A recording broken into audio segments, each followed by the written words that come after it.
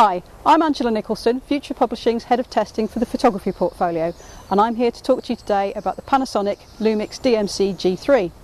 You might think that the G3 replaces the G2, but it doesn't. We're told the G2 continues, it's just moving down the line and is now an entry-level model. So we have the G3.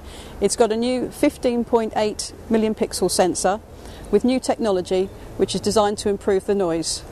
It's got the same processing engine as the Lumix GH2.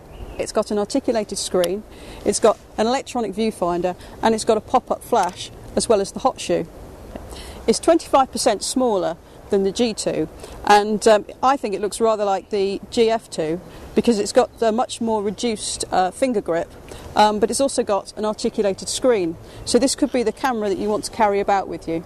Like the G2, the G3 has got a touch screen, and it's also got the Touch AF, which Panasonic has been working on, and I have to say it seems extremely fast. There are several AF modes on this camera. We've got pinpoint AF selected here, and this is really neat. It's a small AF point, but if you just press, it zooms into the right point, and then you press the shutter release, it focuses.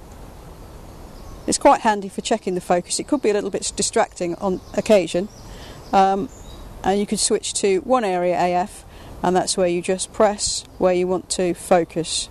You can adjust the size of the AF point, which is quite handy, and you just move it around. 23 area AF is where you just select different points around the scene. And AF tracking is particularly useful. If you just touch the point on the screen where you want to focus, it then locks onto it, and as I move, it's just staying with that flower. And then lastly, of course, there's face detection mode. If I select this icon here, I've now got touch shutter selected, and whenever I press on the screen, it's going to focus and get the shot. It's very responsive.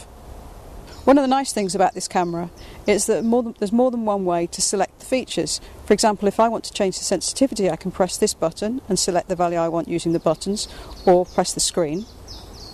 Alternatively, I could press this quick menu icon and I can make the changes there. And then there's the button down here which accesses the same values. As with other G-series cameras, this dial here was responsible for switching between the exposure settings. So as I'm in aperture priority mode, I can switch between the aperture and the exposure compensation. It's a really neat solution. This dial's quite shallow and it does feel quite spongy, but I have to say it's a good way of operating. Panasonic has made a few changes, and My Colours, for example, is now called Creative Control. Creative Control is designed to give your images a series of different looks, so you can have expressive, retro, high key, high dynamic and sepia. The popular film modes are still present, but they've been renamed photo styles, and while all our favourites are still available, unfortunately there isn't an option to record 3 as a sequence anymore. One of the interesting things about this camera is that you can record at 4 frames per second or 20 frames per second at 4 million pixels.